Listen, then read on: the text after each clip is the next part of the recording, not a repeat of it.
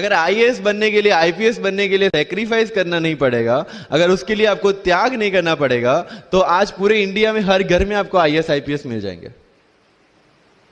So when you are entering into this game of UPSC or MPSC, make sure that you have to sacrifice anything which will take you to your goal.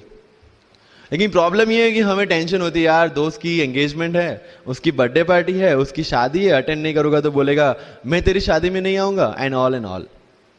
लेकिन believe me, जब आप IAS बन जाओगे, वो सामने से याद दिलाएगा, भाई इनविटेशन कार्ड नहीं भेजा तूने. समझ रहे हो? तो जो कुछ भी इसके लिए सेक्रीफाइस कर रहे हो, वो जब आप उस पोस्ट पे पहुंचोगे, सब कुछ वर्थ है, सब कुछ. ये जितने भी फोटोग्राफ्स लगे हैं, सर ने जैसे बताया कि जितने भी इंसान सक्सेसफुल हुए, अगर आप उसकी लाइफ स्टोरी देखेंगे तो कहीं ना कहीं एक मोमेंट आता है जहां पे वो इंसान की जो स्ट्रगल है वो पीक पे हो जाते हैं. वो इस मोमेंट पे आपको डिसाइड करना है कि आपको वहां से यू टर्न लेना है या आपको वहां से आगे निकलना है. इन सब लोगों ने डिसाइड किया कि उनको वहां से आगे निकलना है. एंड दैट इज द फंडा ऑफ लाइफ. सक्सेस उन्हीं को मिलता है जो इस स्ट्रगल वाले मोमेंट से आगे निकलने की सोचते हैं. जब भी आपको लगे कि आपके सिर पे बहुत मुसीबत है, जब भी आपको लगे कि आप हर तरह से गिर चुके हैं, जब भी आपको लगे कि आपके पास कोई ऑप्शन नहीं है, तब एक चीज आप अपने दिमाग में लाइएगा कि यही मोमेंट है जहां से आपकी तकदीर बदलने वाली है. क्योंकि डायमंड जो होता है वो जितना ज्यादा घिसता है उतनी ज्यादा उसकी वैल्यू होती है. सोना जो होता है वो जितना ज्यादा तपता है उतनी उसकी वैल्यू होती है. अगर आप जिंदगी में तप रहे हैं, अगर आप जिंदगी में घिस रहे हैं, अगर आपको लग रहा है कि आप हर तरह से मुसीबतों में गिरे हुए हैं, तभी आपकी जो वैल्यू है वो बढ़ने वाली है. और यही मेरा एटीट्यूड रहा है. लोग बोलते हैं कि तुम्हारी फाइनेंशियल कंडीशन ठीक नहीं थी, पापा इलेक्ट्रिशियन थे, मम्मी हाउसवाइफ थी, डायमंड के कारखाने में काम करती थी, उसके बाद उन्होंने मैरिज में रोटियां बनाने का काम किया और उस तरह से मैं पढ़ा. लेकिन जब मुझे पूछा जाता है कि ऐसी कौन सी चीज है आपकी लाइफ में जो आप बदलना चाहते हो, and I said nothing.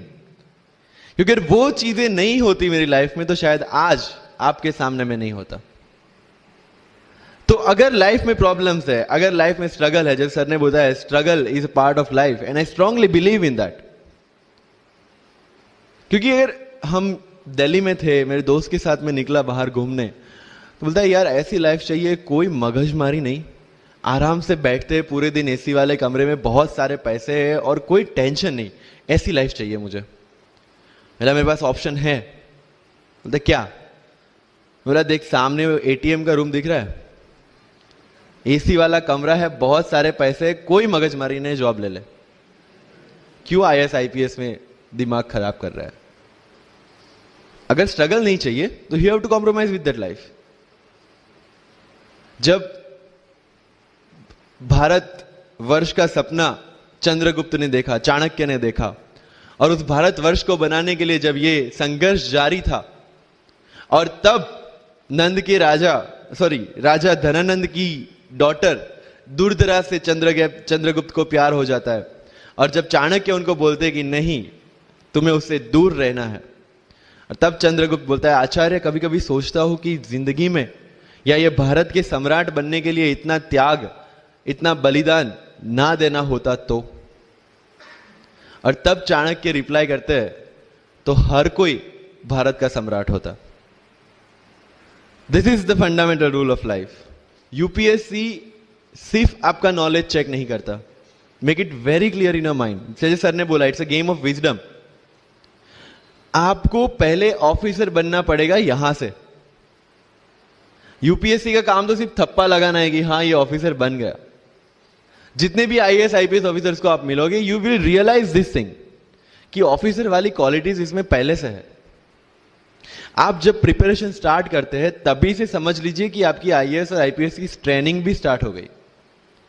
Because जो क्वालिटीज आपको चाहिए as an officer, as a IAS, as an IPS, क्या क्वालिटीज चाहिए? फर्स्ट ऑफ ऑल कॉन्फिडेंस, कि जब आप उस सीट पे बैठते हैं आपके सामने कोई भी क्वेश्चन आएगा, you will be able to handle the issue.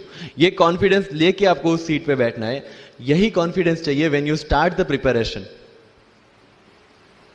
Decision making, अगर हर एक टॉपिक पे आप हर एक कोई को पूछने जाते हैं भाई इसमें कौन सी बुक पढूं, इसमें क्या पढूं, इसमें क्या करूं, then you are not suitable for this exam.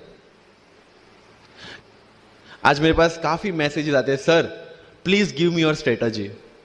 I am sure आप में से काफी लोगों ने किसी टॉपर्स को पूछा होगा please share your strategy. Why? हर एक की स्ट्रेटजी अपनी खुद की होती है. अगर आज 990 लोग यूपीएससी में सिलेक्ट हुए तो यू विल गेट 990 स्ट्रेटजीज, क्योंकि हर एक की स्ट्रेंथ और हर एक की वीकनेस अलग है. You have to understand this. आप कभी डॉक्टर के पास जाते हैं बीमार होके और कभी डॉक्टर को यह बोला है सर जो आगे वाले पेशेंट को दी ना मुझे वही मेडिसिन चाहिए. डिड यू से लाइक दैट? नो, क्योंकि उसकी बीमारी अलग है, मेरी बीमारी अलग है. सेम चीज विथ यूपीएससी. आपकी स्ट्रेंथ और आपकी वीकनेसेस अलग है, किसी टॉपर की स्ट्रेंथ और किसी टॉपर की वीकनेसेस अलग है. Why should I walk on the same path, जबकि मुझे पता है कि वो मेरे लिए बना ही नहीं. I have to create my own path. मेरा यूपीएससी का जो बुक लिस्ट है वो अगर आप देखेंगे ना तो यू विल फाइंड कि ये completely out of the box book list है. मैंने कभी लक्ष्मीकांत नहीं पढ़ी. आई नो यूपीएससी फ्रेटर्निटी के लिए ये बहुत बड़ा स्टेटमेंट है. I never read Shankar IAS, I never read Yojana, I never read Kurukshetra. I didn't do writing practice for mains. मैंने मेंस में GS2, GS3, GS4 का एक एक पेपर, एक ऐसे और ऑप्शनल का एक एक पेपर लिखा है. That's all about my writing practice. Because I knew what are my strength and what are my weaknesses. Mains में 3 चीजें होती है, handwriting, speed and content. When I was so sure about my handwriting and my speed, why should I waste my time on writing the papers? Instead of that, I focused on improving my content. Getting my point? So if you are the aspirant की जिसको लगता है कि 3 घंटे में मेरे से paper finish नहीं होता, then go for writing practice. Then write as much as you can because you need that.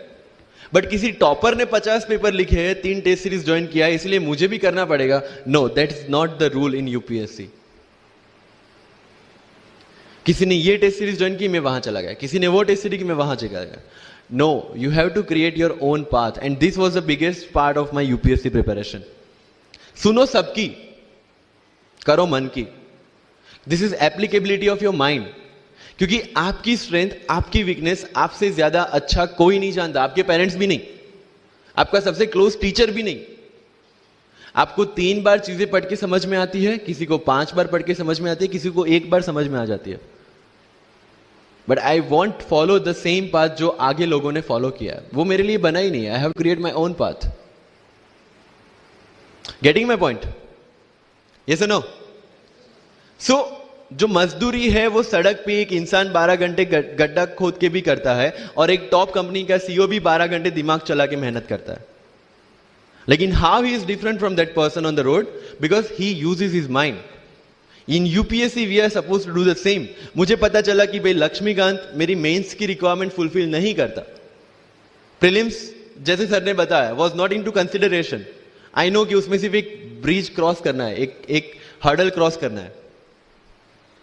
अगर मैं प्रीलिम्स में 180 भी लेके आया, 190, इवन 200 भी लेके आया, तो मेंस में तो मैं सबके बराबर ही खड़ा हूं. Why to waste your time and energy on something which is just qualifying? Instead of that, put your focus and energy to something, mains and interview, कि जिसकी वजह से आपको सर्विस मिलना है. Good marks in mains ensure that you are in the list. Good marks in interview ensure that you get the service of your preference. Prelims is about quality. Mains is about quantity. Prelims में always मेरा target एक ही था, जो भी test में देता था, जो भी मैं सॉल्व करता था, I just need to cross 120, that's all. जितना सेफली मैं 120 क्रॉस कर लेता था, I put the paper aside. क्योंकि आज तक यूपीएससी का कट ऑफ कभी 120 से ऊपर गया नहीं और जाने वाला नहीं है. That was very clear in my mind. So minimum risk लेके मैक्सिमम आउटपुट लेना, वो प्रीलिम्स का काम था. एंड उसके लिए आपको सिर्फ प्रैक्टिस ही चाहिए. As sir said, there is no separate preparation for prelims. What I did, January तक मेंस ओरिएंटेड प्रिपरेशन. February से I started test series. Vajiram में January से टेस्ट सीरीज स्टार्ट हो जाती है. I started test series, I started revising the things and then prelims आ गया, दे दिया, खत्म. So मेरा स्ट्रिक्टली एक ही चीज आपको कहना है कि अगर आपका प्रीलिम्स जून में है तो मिड ऑफ मई तक सारी टेस्ट सीरीज खत्म कीजिए. लास्ट 15 डेज में सिर्फ यूपीएससी के प्रीवियस ईयर के पेपर्स कीजिए. तो आपका जो माइंड सेट है वो यूपीएससी एंगल से सेट हो जाएगा. जो पर्सनालिटी टेस्ट लास्ट में यूपीएससी लेता है, इंटरव्यू नहीं है वो। We consider it as interrogation. Interview को इंट्रोगेशन लेके चलता है, वहां पे पूछताछ होगी नहीं।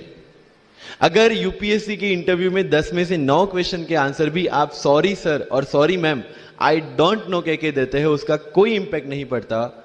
इंपैक्ट पड़ता है वो 9 क्वेश्चन न आने का प्रेशर आप कैसे हैंडल करते हैं। आपके पसीने छूट जाते हैं या आप वही टेम्परामेंट के साथ इंटरव्यू कंटिन्यू करते हैं। मार्क्स उस चीज के, मार्क्स है आपकी सोच के। एक ऑफिसर के तौर पे जब आपको आईएएस या आईपीएस की सीट पे बिठाया जाएगा, how will you treat the citizens of this nation? What will be your attitude to each and every person who is going to come and meet you? These things are being tested during UPSC interview. और इस सारी journey में अगर सबसे important कोई चीज है तो that is your learning attitude, और not for UPSC, for life even. Because when I am speaking in front of you in Hindi and English, to be very clear, I belong to rural background of Gujarat, और मेरा study जो हुआ है वो पूरा Gujarati medium में हुआ है, गवर्नमेंट स्कूल में। 12th तक का स्टडी मेरा गवर्नमेंट स्कूल में हुआ है, गुजराती बोर्ड में, गुजराती मीडियम में। And yet I can give my UPSC interview in English in Delhi and score such marks. Where did it come from? कहां से आता है ये? मुझे अभी भी याद है, मेरा college National Institute of Technology Surat था, जहां पे मेरे साथ जो पढ़ने वाले बच्चे थे वो सारे सीबीएसई आईसीएसई वाले थे, और मैं एज ए एलियन वहां पे पहुंचा था, क्योंकि तब मुझे पता चला कि मैकडी जैसा भी कुछ है और उसमें बर्गर जैसा भी कुछ मिलता है। That was my first exposure to any metro city.